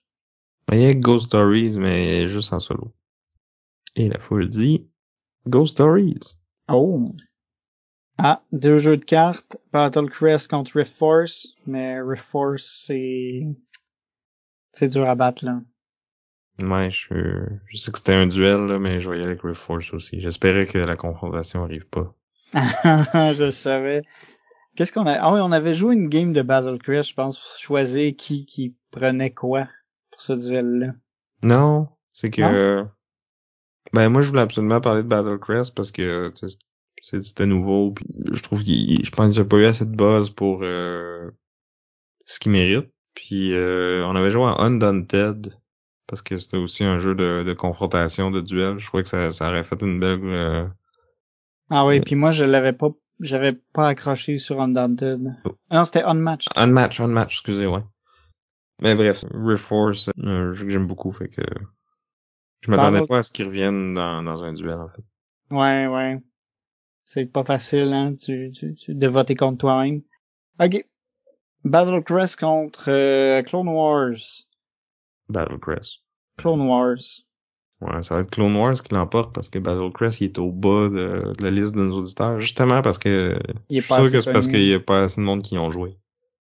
Essayez-le, c'est vraiment bon. J'ai rejoué même aujourd'hui. Bon, là j'en ai un qui est pas facile, je trouve. C'est Warpgate contre Search for Planet X. Ah, c'est Warpgate. C'est difficile. J'aime beaucoup Planet X. Mais Warpgate, c'est le fun qui a réussi à simplifier l'expérience du 4X. Puis tu sais, ça joue vite, tu tapes sa gueule, puis t'as quand même pas mal de stratégie. T'as l'impression d'avoir un space opera épique, là. Bon, je dirais pas à ce point-là, mais moi, je vois plus les lignes commerciales puis tout ça. Tu sais, mais je vais aller pour Warpgate aussi. Yes. Search for Planet X contre Maracaibo. Moi, j'y vais pour Planet X. Maracaibo. Mais je sais que nos auditeurs vont choisir Planet X. Ah ouais? Il est pas mal haut? Ouais. Maracaibo contre Marvel Champions. Je pense qu'il y a pas de débat là-dessus. Marvel Champions. Ouais. El Grande contre Little Town. El Grande. Ouais, j'ai pas trop le choix. C'est bon, El Grande. Oh ben là on est en train de couler Little Town parce que c'est Little Town contre Great Western Trail. Je pense que je connais ton choix. Ouais, Great Western Trail. Je m'attendais à plus définitif que ça. Ouais, non, quand même, ouais. Mais je trippe pas tant sur Great Western Trail non plus. Ah. Celui-là, ça va être difficile pour toi, je pense, parce que c'est Little Town contre Wingspan. Little Town. Little Town aussi. Wingspan contre Godspeed. Godspeed. Wingspan. C'est à peu près sûr que c'est Wingspan. Ouais, c'est sûr que je vais lui checker doit être... pour confirmer. Non, il est pas si haut que ça, mais l'autre il est vraiment bas parce que je pense qu'il est pas super connu non plus. Ouais, non. Ouais, Wingspan est plus haut. Il est top 10 quand même. Il est plus haut, je pensais. Wingspan? Ouais. Ouais.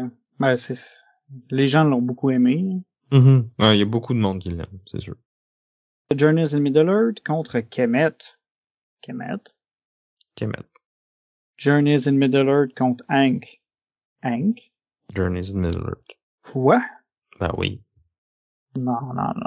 Puis les auditeurs sont d'accord avec moi. Oh. Hank contre Civilisation. Quand on joue à Hank, on a joué juste 2 fois. Ben moi j'ai joué juste 2 fois. Puis j'aimerais ça le réessayer, puis j'aimerais ça l'essayer à 2. Mais en attendant, je vais prendre Civilisation. Ouais, parce qu'à 2 en plus, ça change la game parce que t'as pas l'élimination puis tout ça, puis c'est pas facile. Je te dirais que si on prend les jeux de base, c'est Hank qui l'emporte. Si on prend les extensions, c'est Civ qui l'emporte. Parce que l'extension Terra Incognita règle bien les problèmes.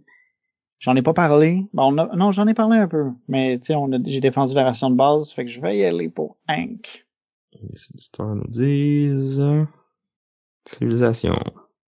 T'es-tu déjà demandé qu'est-ce que Darth Vader contre un dieu égyptien qui gagnerait? Ben là, on a Imperial Assault contre Hank. Je pense que je vais y aller avec Imperial Assault. Je pense que je vais y aller aussi avec Imperial Assault. Rien de plus proche. Fun. Ouais, moi j'aime ça, tu sais, parce que mettre Darth Vader sur un plateau de jeu, c'est quand même... C'est satisfaisant. Hank contre Galaxy Trucker. Je vais aller pour Hank, ouais. Galaxy Trucker contre Decrypto. Galaxy Trucker. Decrypto pour moi. Oh. Galaxy Trucker, c'est juste trop drôle, là. Tu sais, quand tu vois quelqu'un qui son vaisseau casse en deux parce qu'il a mal placé une tuile, tu sais, c'est quelque chose de toujours très drôle. C'est drôle aussi quand c'est un peu moins drôle quand ça t'arrive, mais c'est quand même comique, tu sais. Ouais, mais il est un peu long pour un jeu random de même. Puis les auditeurs nous disent Decrypto. Galaxy Trucker contre Québec. Moi, je vais aller pour Galaxy Trucker. Tu sais, Moi, je vais aller pour Québec, mais Québec, il doit être bas. Hein. C'est ça l'affaire. Il est un peu sec, ouais. Hein, c'est ça. C'est ça qu'on disait. Il est pas sec. il est pas plus sec que le Grande, là. Non, le Grande, il y a de l'action, ça bouge, ça brasse, tu sais. Ben, c'est là aussi, autant. Je sais pas, je trouve... Il est plus fiddly un peu, il est moins élégant, là, mais il est tout aussi... on clash pour la majorité, puis tout. T'as comme plusieurs majorités en même temps, là. T'as les cubes, mais les bâtiments, les quartiers, tout ça, c'est... Moi, je l'aime bien. Ben, est-ce que tu l'aimes plus que Pendulum? Oui. Moi, j'aime mieux Pendulum. Il me semble que Pendulum, il est pas haut, non, c'est ça. C'est Québec qui l'emporte. OK. Blood Rage contre War of the Ring, the card game. War of the Ring. Blood Rage. Et c'est... War of the Ring. D'une position. C'est serré. Blood Rage contre Star Wars The Deck Building Game. Blood Rage. Ouais, moi aussi. Star Wars The Deck Building Game contre Honeyboz. Honeyboz. Star Wars. C'est Deck Building qui l'emporte. OK. Honeyboz contre Imperium Classic. Imperium. Honeyboz contre Ginkgo Police. Ginkgo Police. Honeyboz. Ouais, je sais. Ginkgo Police, C'est Honeyboz qui gagne. OK. J'ai de la misère à accrocher sur Ginkgo Police. Ah. C'est juste parce que t'es pas bon encore. OK. Ben, Ginkgo Police contre Carcassonne, ça... Ouais, c'est un duel. Fait que... Je vais voter pour Carcassonne. Et ben, c'est lui qui gagne. Mais de pas beaucoup. Les deux sont quand même assez bas. Ah ouais? OK. Pourtant, c'est quand même deux bons jeux, je trouve. Ginkgo Police contre Puerto Rico. Gink. Puerto. C'est sûr que quand j'y pense, tu sais, dans la liste des 36, moi, faudrait que je check, là, je me rappelle pas des jeux par cœur, mais j'ai de la misère à voir qui je mettrais, qui Ginkgo Police battrait dans ma tête. Mais en tout cas, selon nos auditeurs, Puerto Rico bat Ginkgo Police. Ginkgo Police contre Treasure Island. Ginkgo Police. Treasure Island. Ah, ben là, c'est Gink qui l'emporte. OK. Ah, celui-là, c'en est un que je trouve difficile parce que c'est deux jeux où il y a beaucoup de confrontation, beaucoup de réflexion, puis il y a de la stratégie pas mal. On a Rift Force contre Inish. Oui, avec Rift Force. J'ai envie d'y aller moi aussi avec Rift Force parce que t'as plus de contrôle vu que c'est un jeu juste à 2 joueurs. Ouais, moi, fut un temps où Inish était comme dans mon top 10 solide, puis on dirait que j'ai eu des games un peu moins le fun. C'est un genre de jeu qui marche pas avec tous les groupes, là. Fait que quand il marche, c'est vraiment hot, mais quand ça marche pas, ça peut être long, puis il se passe pas grand chose, ou tu sais, c'est. En tout cas. Ça varie trop. Ouais. Inish contre Clone Wars. Inish. Malgré tout. Ouais, je pense que je vais y aller pour Inish aussi pour celui-là. Parce que Clone Wars était le fun une game ou deux, là, mais je trouve que c'est comme un peu trop tout le temps la même affaire. C'est sûr qu'il faut pas que tu te claques comme une série de games de Clone Wars, je pense. Parce que c'est comme tu te claques pas une série de games de pandémique, là. Tu leur sors de temps en temps. Puis ça peut être bien à petite dose, mais tu sais, c'est sûr que tu peux faire un écart en titre. Déjà que si t'as joué à toutes les autres pandémies, ben là... ouais, il y a quelques petits twists, là, mais c'est pas, ils réinventent pas la roue non plus, là. Non, c'est ça. Clone Wars contre Ghost Stories. Ghost Stories. Clone Wars. Ça va être serré, celui-là, je pense. Et c'est Ghost Stories. Oh. Oh, gee. Clone Wars contre Cellulose. Cellulose. Clone Wars, il reste là parce que il gagne pas, là. Ils vont le flusher à un moment donné, là. Mais là, Clone Wars contre Marvel Zombies. Je pense que je vais aller avec Marvel Zombies parce que j'ai plus l'impression d'être un super-héros dans celui-là que j'ai l'impression d'être un Jedi dans l'autre. C'est vrai. Puis, tu sais, il y a plus de tu sais, vu qu'il y a plus de scénarios dans Marvel Zombies, il y a plus de bonhommes, tu sais, tu changes la game plus souvent. Avec Marvel Zombies aussi. El Grande contre Warpgate. Je pense que je vais y aller avec El Grande. Moi aussi. Great Western Trail contre Warpgate. Great Western Trail. Ouais, je pense que c'est la foule va être de ton bord. Ouais. Warpgate contre Little Town. Warpgate aussi. Little Town va vraiment se faire couler, là. J'ai l'impression qu'il va faire... Parce que là, c'est Little Town contre Search for Planet X. Search for Planet X pour moi. Ouais, je savais, puis moi aussi. Mais Little Town, il est vraiment bon, là. Arrêtez de le mettre contre... Ah, puis là, il tombe contre Marvel Champions. Là, tu peux pas faire ça. Marvel Champions. Tu peux pas faire ça. Ah, Little Town contre Maracaibo. Là, je suis Little Town, par exemple. Non, Maracaibo, voyons. Puis la foule est d'accord avec moi. Juste pour moi, Marvel Champions, tu l'avais pris contre Little Town ou? Ouais. Ok. Ouais, j'ai pris Marvel Champions. Ok, c'est bon. Kemet contre War of the Ring, the card game. Kemet. Ouais. Oh, c'est duel Seigneur des Anneaux. War of the Ring, the card game, ou Journeys in Middle-earth? Je vais avec Journeys. Moi aussi. War of the Ring, the card game contre Civilisation. Je pense que je vais me ranger avec Civilisation. Moi aussi. Mais c'est proche. War of the Ring, the card game contre Imperial Assault. Moi, c'est Imperial Assault définitivement. Moi, je pense que c'est War of the Ring. Et... ouais, c'est War of the Ring qui l'emporte. Bon, ben là, Imperial Assault contre Blood Rage. Ah, c'est pas facile, hein? Je pense que c'est Darth Vader qui va tuer les Vikings. Imperial Assault. Ouais, je sais pas. Parce que c'est dur, là. C'est des jeux très différents, puis ils sont... C'est moi, ça. Je pense que je vais aller avec Blood beaucoup. Rage, moi. Mais... moi, les deux, je les trouve bons, mais comme pas excellents non plus, tu sais. C'est Blood Rage qui gagne. Imperial Assault contre Star Wars The Deck Building. Ouais, Imperial Assault, ça, là. Ouais, moi aussi. Star Wars The Deck Building contre Hank.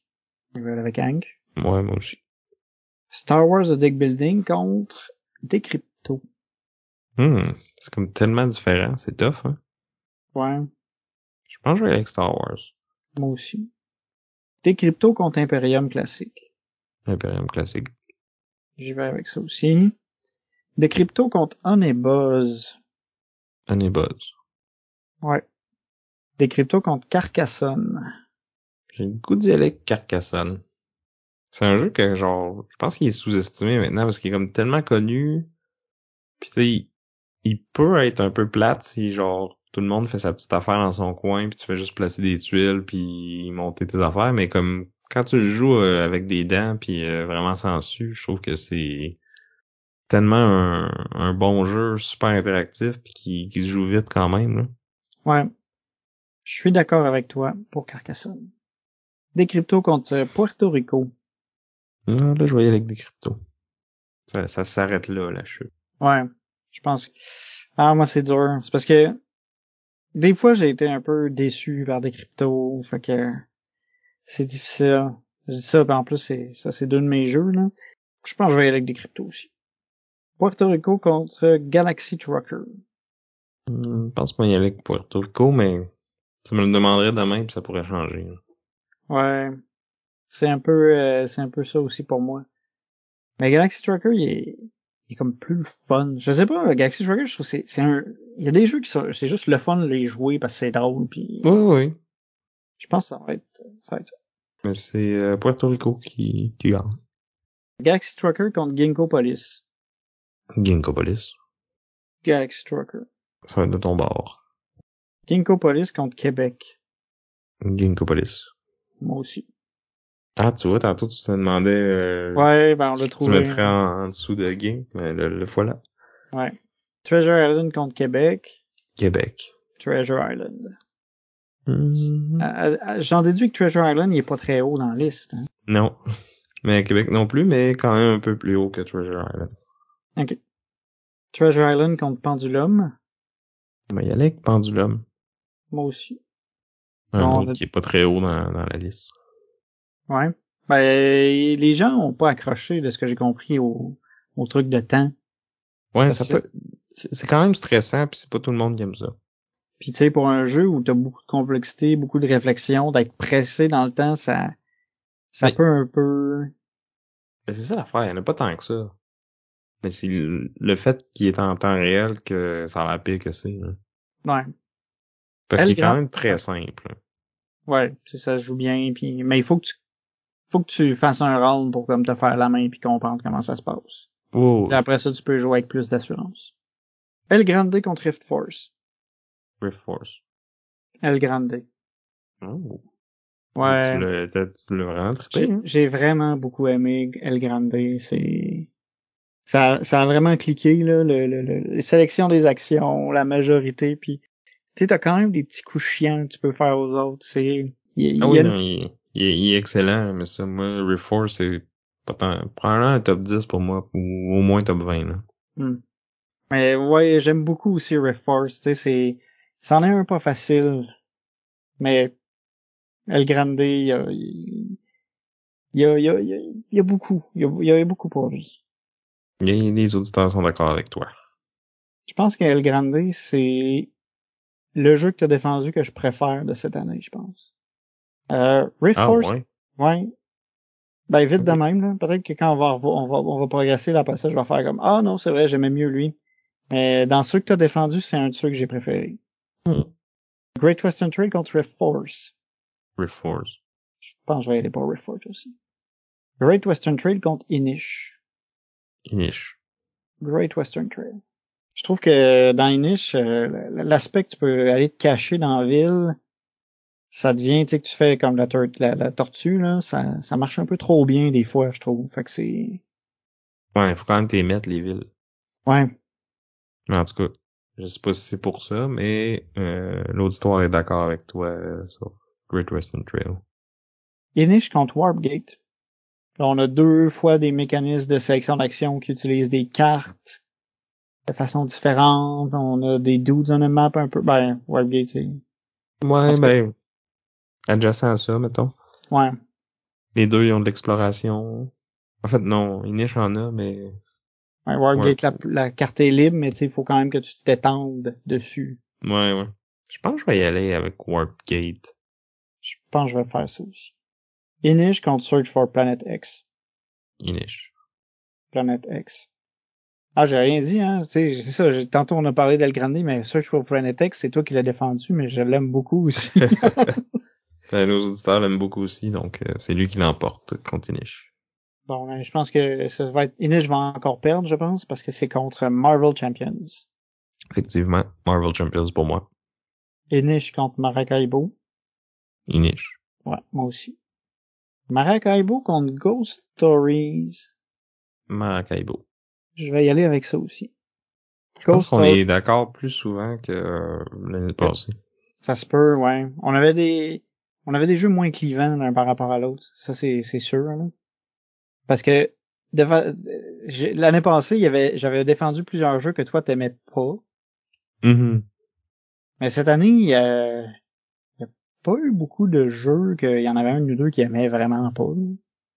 Non, ben c'est ça. Il y en a une couple que je trouve correct, mais sans plus, là, mais aucun que, genre, je refuserais de jouer, là. Ouais, approche-moi pas cette boîte-là à moins de 10 pieds, s'il te plaît. Little Town contre Ghost Stories. Ghost Stories. Little Town. Je pense que tu vas gagner, par contre. Je pense que Little Town, il est pas haut. Ouais, mais Ghost Stories, il est pas si haut non plus, mais quand même plus haut que Little Town. Little Town contre Cellulose. Cellulose. Little Town contre Marvel Zombies. Marvel Zombies. Ouais. J'ai l'impression qu'il va finir bon dernier, Little Town, à regarder les nombres de... Je suis pas sûr qu'il a gagné souvent. Je pense qu'on l'a mis en avant de Wingspan, me semble. Ah, peut-être. Little Town contre Clone Wars. Mais tu vois, moi je vais avec Little Town cette fois-là. Moi, je vais aller avec Clone Wars cette fois-ci. Bon, tu chiales qui descend, mais c'est toi qui le descends. Ah ben là, c'est juste cette fois-ci. Et c'est Little Town qui gagne. Ah ouais? Ouais. Clone Wars doit être bas. Ben, ils sont pas loin. Ils suivent. Ah, ok. Wingspan contre Clone Wars. Clone Wars. Wingspan contre Battlecrest, je pense que tu vas prendre Battlecrest. Oui. Toi aussi? Oui. Ouais. Wingspan contre My City. My City. Je pense que je vais y aller aussi, mais c'est pas facile. Ah, notre duel de jeu Cozy. Wingspan contre Calico. Wingspan. Calico, il est pas si cosy que ça, hein. Tu sais, oui, t'as le petit chat cute, mais c'est un bon casse-tête, là. C'est pas, C'est Wingspan. Ça me surprend quand même. T'as-tu un petit côté Calinours, là, tu sais, avec Honeyboss, Calico, tu sais, des jeux qui ont l'air tout cute, tout doux, mais qu'au final, tu sais, quand tu lèves le capot, là, il veut t'arracher les yeux. Calico contre Godspeed. Calico. Je pense que je vais prendre Calico aussi. Ah, là, ça c'est le genre de truc que je sais pas. Je sais vraiment pas ce que je vais faire. El Grande contre Kemet. Kemet, il est plus complexe. Tu te construis une affaire vraiment qui peut être badass. T'as les monstres mythologiques, les mini, tout. El Grande, il y a des beaux petits cubes de bois. Il est très beige. Les cartes, qui sont pas belles, mais c'est le fun. Oui, mais Kemet aussi, là. Ça fait longtemps qu'on n'a pas joué, là, mais... Je sais que Kemet il est bon, c'est ça l'affaire. C'est ça le problème, tu sais. Si Kemet était pas bon, si bon. Il y a des mini. Ouais, tu veux t'essayes de m'acheter. Mais non, je vais prendre Kemet, mais pas à cause des mini. Je vais prendre Kemet parce que c'est vraiment que c'est que là, t'as de l'agression. Puis tu sais, quand tu fais un combat, tu sais, tu perds les affaires, puis t'es vulnérable après, puis tu sais, c'est chaud. Puis il y a un gros power struggle tout le long de la partie. Kemet. Il est plus dynamique. Ouais. El Grande, Journeys in Middle-earth. C'est comme tellement opposé là, en Ben, termes ouais. de mécanique puis de style de jeu, là. Mais je pense que je vais aller avec Journeys in Middle-earth, là. Ça me démange, là. J'aimerais ça refaire une campagne. Ouais. Puis là, t'en reparlais, puis là, je me revoyais justement jouer la campagne, explorer, puis la petite histoire, ouais. Je vais aller pour Journeys in Middle-earth aussi. Ah, fait que tu vois, il a battu El Grande. Ouais. Mais c'est très spécifique à ce truc-là, parce que El Grande, il perd pas contre grand-chose. Non, mais tu disais tantôt que tu savais pas quel de mes jeux allait battre El Grande, ben... Ouais. Là, il faudrait faire des stats, puis là, au final, ces stats-là, il me dirait que je suis pas consistant dans mes choix. OK. El Grande contre Civilisation. El Grande. Je pense que je vais y aller pour Civilisation, parce que j'aime la complexité, la sélection d'action, que t'aies plusieurs trucs à gérer, puis t'aies plusieurs façons de gagner. Ben, nos fans sont avec toi. El Grande, War of the Ring, the card game. El Grande. El Grande. Ça, je pense que 2 jeux de cartes. On a War of the Ring contre Rift Force. Rift Force. Ouais. War of the Ring contre Great Western Trail. War of the Ring. C'est pas facile, hein, mais je pense que je vais aller pour Great Western Trail. Et les auditeurs sont avec moi cette fois-là. Oh. Il est quand même haut, War of the Ring, surprenamment. Ouais. J'espère que le monde se sont pas trompés de jeu. Je pense qu'ils ont pensé au gros War of the Ring. Ouais, faudrait pas, hein. Ça, c'est pas du tout la même chose. Fait Ben, que... c'est quasiment aussi bon. Non. Non, ça, tu peux pas dire ça. Je veux dire, le War of the Ring, moi, c'est dans mes préférés, là. Mais t'as la même expérience, mais genre en moins que la Non. moitié du temps. T'as pas la même expérience. T'as pas la tension du contrôle du territoire de savoir, OK, je vais me faire attaquer par où, OK, je vais déplacer mes bonhommes à telle place. Non, mais t'as la là, tension de, comme t'as plein de trucs à gérer, faut que tu spread tes forces, tu peux pas tout gagner. Mais non, c'est pas le même feeling sur la table puis de regarder ta carte, là, tu sais, non, je suis vraiment pas d'accord. C'est pas le même niveau, là. Great Western Trail contre Blood Rage. Mais avec Blood Rage. Je vais aller avec Great Western Trail. Je pensais que t'aimais ça, les contrôles de territoire. Ben, j'aime ça, mais j'aime beaucoup Great Western Trail. C'est le jeu, je pense que le ratio, genre, à quel point je suis bon à ce jeu-là, puis à quel point je l'aime, c'est celui qui est le plus débalancé.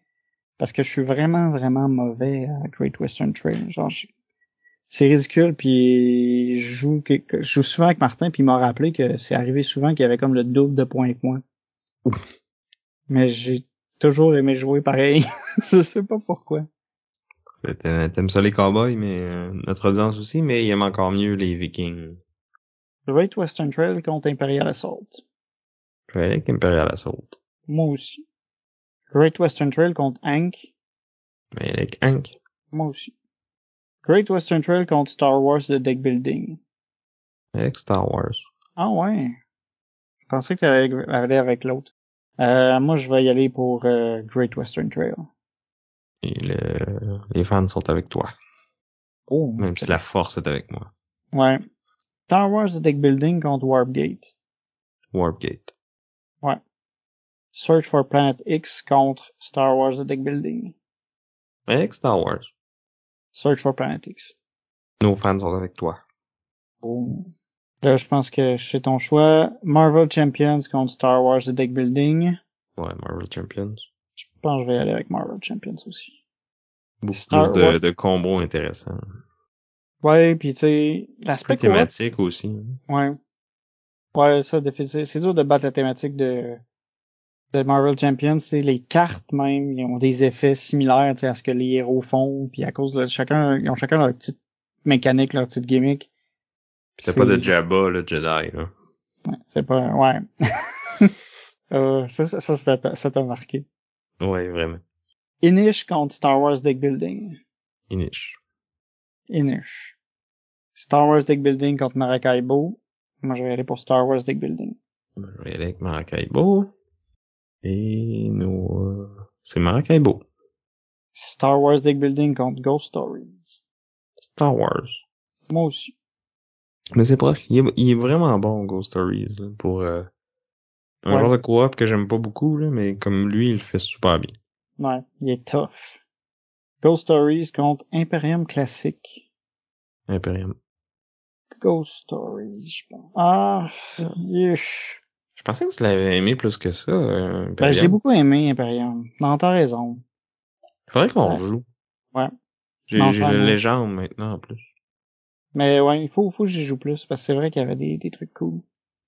Finalement, j'ai penché vers Imperium. Ghost Stories contre Honeybuzz. Honeybuzz. Je vais faire ça aussi. Buzz. Ouais. Ça a fait du buzz. Ok.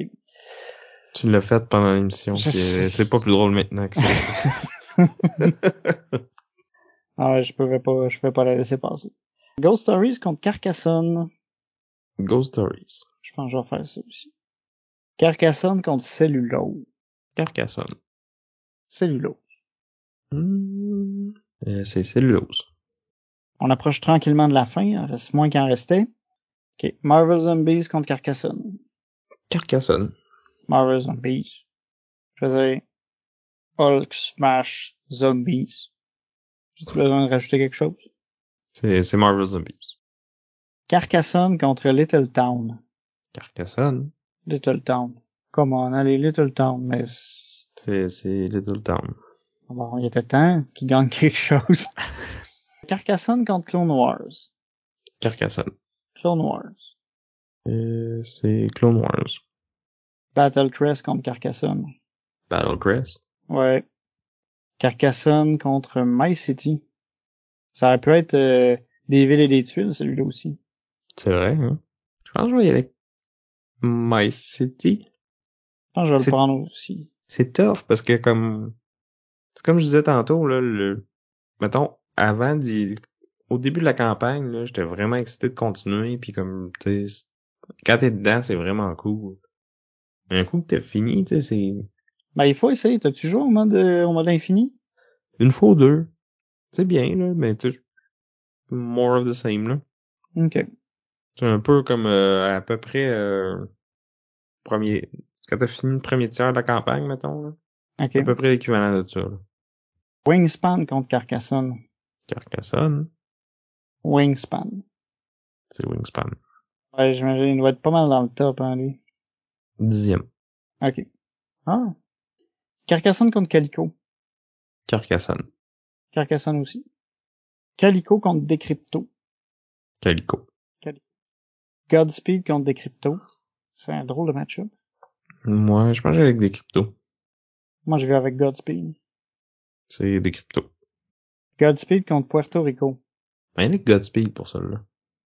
J'ai envie de te donner raison aussi. Godspeed. Oh! C'est fini! Ouh! J'ai comme été surpris, là. Je m'y attendais pas, là. J'étais rendu un peu nonchalant. Puis là... Oh! C'est horrible. En dernière position, on a quoi? Le dernier, Treasure Island. Ouais. Non. Ouais. Je suis surpris quand même. Ouais, mais il a pas gagné souvent. Mais comme on disait, c'est pas des mauvais jeux. Je pense que tu vas être déçu de où est-ce que Wingspan est, par exemple.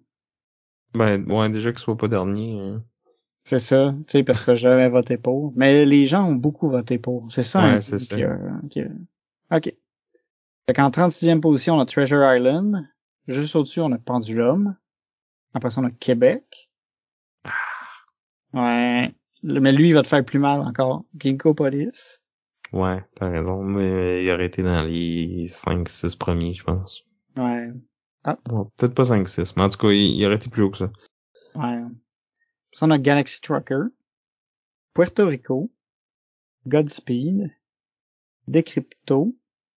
Calico. Carcassonne. On est rendu à quel chiffre, là? Là, j'arrive, je vais nommer le 26e. Wingspan. My City. Ouais, je savais, hein, tu le trouvais trop haut. Ça m'a surpris, par contre. 24, je suis pas full d'accord, mais c'est Battle Crest, je le trouve bas. Ouais. Il était vraiment bas avec nos auditeurs, en tout cas. Ok. Après ça, on a Clone Wars.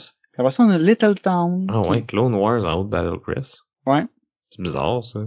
Ouais. Il me semble les deux, on le mettrait au-dessus, hein. Ouais. Non, c'est ça, je te dis. Battle Crest, moi, je trouve qu'il est pas à une place qui devrait être là. Ouais, il a dû avoir une comparaison bizarre, ou je sais pas, là, mais... Ouais. Moi, je l'aurais mis pas mal plus haut que ça. Surtout en vue de ce qui est au-dessus, là. Je suis comme pas sûr. Fait que 23, c'est ça, Clone Wars. 22, Little Town. Qui est plus haut que ce que je pensais. Je pensais qu'il s'était fait défoncer. Mais c'est pas si pire. 21, Marvel Zombies. 20, Cellulose. 19, Ghost Stories. 18, Honey Buzz. 17, Imperium Classic. 16, Star Wars Deck Building. Je le trouve haut. Ouais. Ouais, moi aussi. Je le trouve haut. Juste au-dessus, il y a Maracaibo. 14e position, Enish. Ah, là, tu vas être triste. 13e, Marvel Champion. Ouais.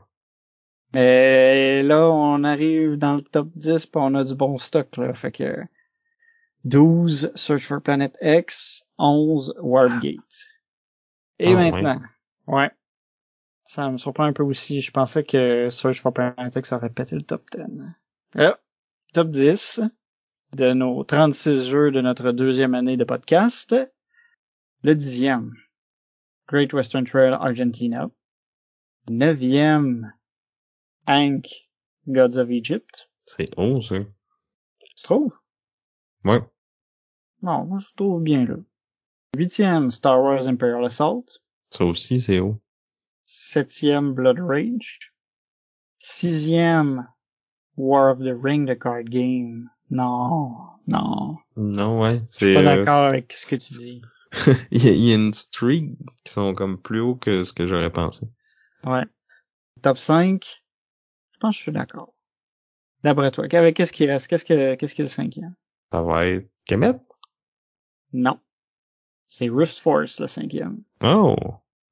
Après ça, on a El Grande. Il est un petit peu haut, lui, je trouve. Mais... Pour vrai? Non, il est bon. Ouais, mais pas plus que Marvel Champions, pis...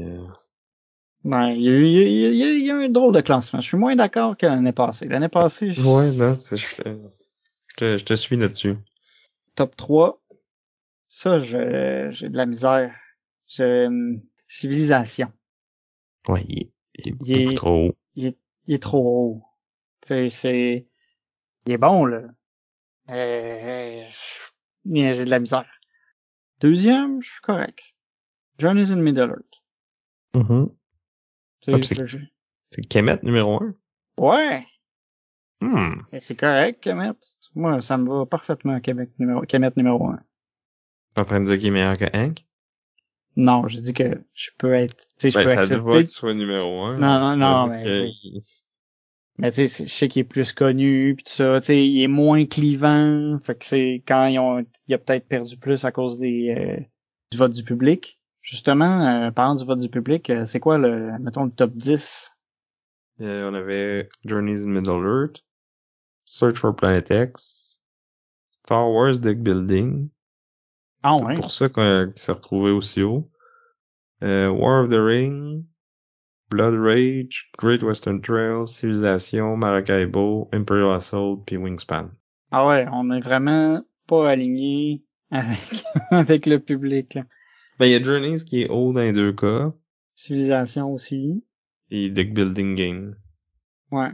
Ben, non, Star Wars Deck Building, nous autres, il est comme plus bas. Star Wars Deck Building, nous autres, il est 16e, mais War of the Ring est haut, ben. Ouais. Ben voilà, c'est les joies des pommes meeples. Ouais. Ben, merci. On vous aurait bien demandé votre avis, mais vous nous l'avez donné déjà. Ben, il y en a qui l'ont fait, mais je pense qu'on a quand même beaucoup plus d'auditeurs que de personnes qui ont pris le temps de faire l'exercice au complet. Ouais. Ben, en tout cas, merci à tous ceux qui ont écrit. Oui. Merci à vous de nous écouter. Ouais, clairement, si vous êtes rendu à la fin de tout ce long épisode-là, c'est que vous devez aimer ce qu'on dit. Si vous nous aimez, partagez le podcast. N'hésitez pas à venir commenter sur Facebook, sur Instagram, sur notre Discord. Et si vous nous aimez vraiment, vraiment, vraiment beaucoup, puis que vous avez un peu d'argent à dépenser, ben vous pouvez nous encourager sur notre Patreon. Oh, grosse annonce. Oui, on lance ça là. Donc on va pas trop vous achaler avec ça. Mais le but c'est pas de faire ça là. Inquiétez-vous pas, si vous le faites pas, le podcast va pas arrêter là. C'est juste une façon de nous encourager, nous donner une petite tape dans le dos, nous dire beau travail, puis pour nous ça va aller pour payer les frais du podcast, puis acheter des nouveaux jeux, puis c'est pas mal ça là. Ouais. Fait que on va c'est tout détaillé sur notre page Patreon, fait que on va mettre les liens aux bonnes places, vous irez cliquer là-dessus si ça vous dit, puis si vous pouvez vous le permettre. Oui. Puis un des avantages dans le fond d'être notre Patreon, c'est d'être un de nos Patreons, c'est d'avoir accès au segment en dessous de la table. Oui, qui est comme après chaque épisode, on enregistre comme nos impressions sur l'épisode, puis des petits commentaires sur des choses qu'on a peut-être oublié de dire ou des trucs qu'on s'attendait pas à ce que l'autre nous sorte, puis tout ça là. Fait que on vous invite à aller voir si vous êtes intéressé, puis si vous voulez nous encourager. Sinon, vous pouvez nous trouver sur YouTube aussi. Maintenant, on a fait nos débuts. J'ai fait mon profil de joueur. On a eu le petit training montage de Vincent. Puis Vincent devrait avoir fait son profil de joueur par le temps que l'épisode va sortir. Oui, ça va être fait d'ici là. Non, il est là. Vous allez voir, il y a peut-être il y a eu un petit peu de montage supplémentaire qu'il a fallu faire, mais c'est ça. Puis moi, si j'ai fait mes devoirs, les épisodes de podcast vont se retrouver là aussi. Donc, merci à vous. Merci à Chrysalis pour notre chanson thème. Donc, j'étais Vince. Et je suis encore Sam. Et on vous dit à plus. Bye!